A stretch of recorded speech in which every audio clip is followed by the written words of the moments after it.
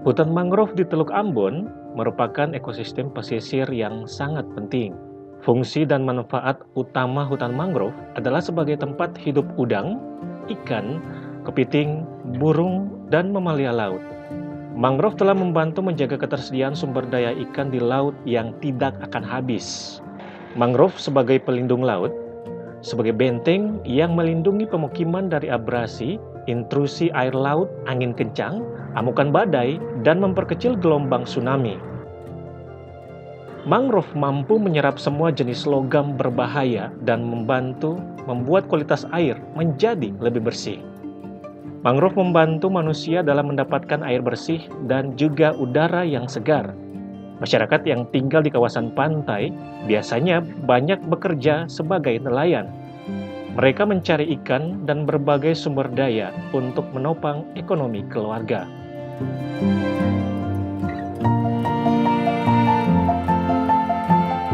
Hasil tangkap dulu tuh lumayan banyak karena dulu tuh mangrove masih banyak, tapi sekarang tangkapan ikan sudah makin kurang karena ekosistem laut sudah semakin dicemarkan oleh sampah.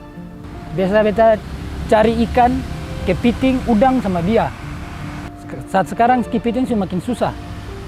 Dapat juga sudah sedikit jauh di laut. Kalau dulu kan semua dapat di pesisir-pesisir mangrove, tapi sekarang kan sudah semakin jauh. Data terakhir yang kita punya sejak tahun 2008 itu kita melakukan riset itu, dalam perkembangannya itu telah terjadi penurunan vegetasi mangrove yang cukup signifikan dari tahun ke tahun. Tersisa di tahun 2008 itu hanya sekitar 49 hektar dan terus menurun sampai dengan tahun 2014 itu hanya 33 hektar. Jadi perkembangan terus mengalami penurunan. Tinggal tersisa yang paling banyak di Teluk Ambon bagian dalam itu cuma tinggal di Waheru, Negeri Lama, dan Lateri, Matapaso ya. Tapi kalau di kawasan Lateri juga sudah halong sudah mulai habis. Tinggal kita hitung 1-2 pohon, tidak terlalu banyak lagi. Kira-kira penyebabnya apa? Sebenarnya penyebabnya banyak. Yang pertama lagi jumlah penduduk kota ini kan dia semakin meningkat. Lahan datar di kota ini kan sedikit. Orang lalu kecenderungan membuat rumah-rumah di bibir pantai. Artinya terjadi apa? Alih fungsi lahan. Yang tadinya kawasan mangrove itu menjadi lahan pemukiman. Jadi lama-kelamaan ya dia terkikis habis. Tetapi yang lain juga yang tidak kalah penting itu adalah untuk saat ini ya kita lihat itu adalah sampah. Sampah dan sedimentasi. Kalau sedimentasi ya memberikan kontribusi ya bisa bagus dan bisa juga negatif. Tetapi sampah padat, khususnya plastik, seng-seng bekas rumah, kursi-kursi sofa misalnya, terus spring bed, itu masyarakat pada buang ke laut semua. Jadi Teluk Ambon ini dijadikan sebagai tempat sampah. Akhirnya apa?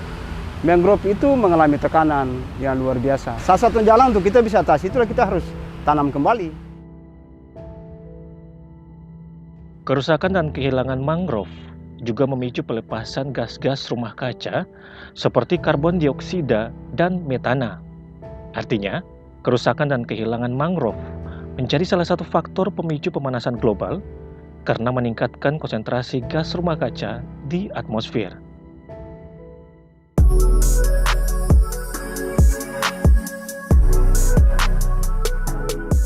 Kami sudah sejak tahun 2017 melakukan aksi penyelamatan untuk mangrove.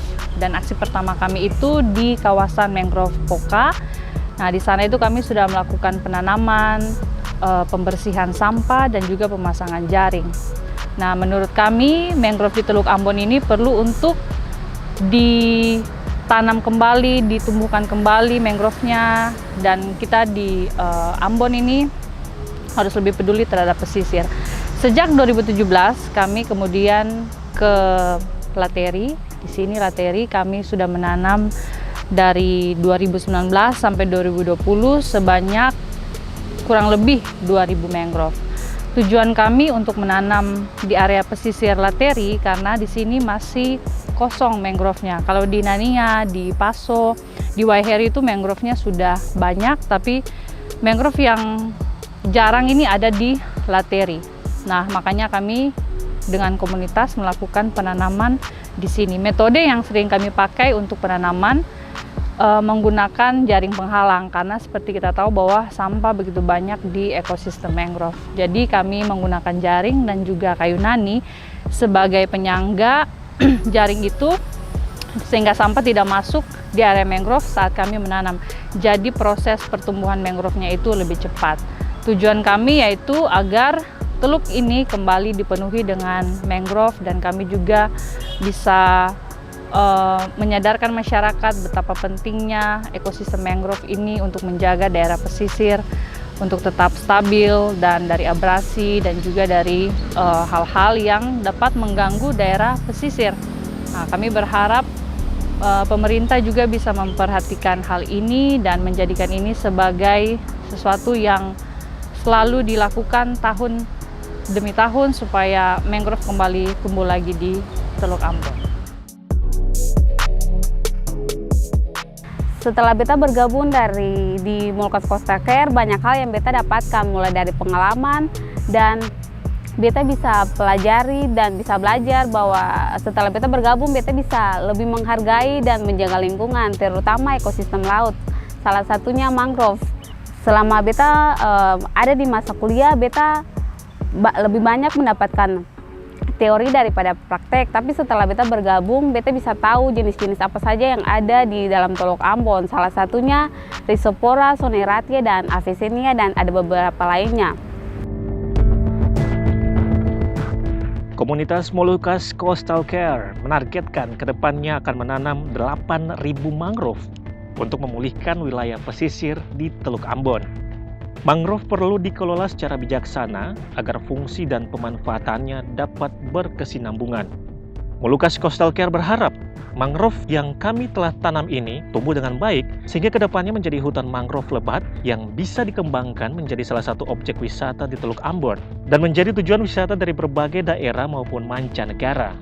Hal ini akan memberikan dampak ekonomi yang sangat baik tentunya untuk masyarakat pesisir di Teluk Ambon. Katong pemuda sebagai generasi penerus dan pewaris harus mempelopori usaha pelestarian lingkungan hidup.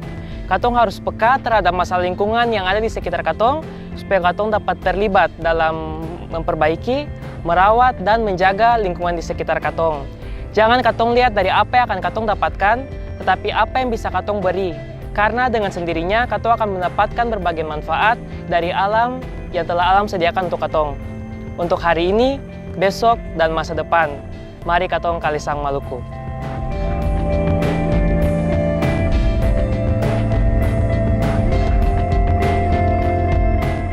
Kita harus menjaga hubungan harmonis antara manusia dan alam, bersama melakukan pelestarian ekosistem mangrove.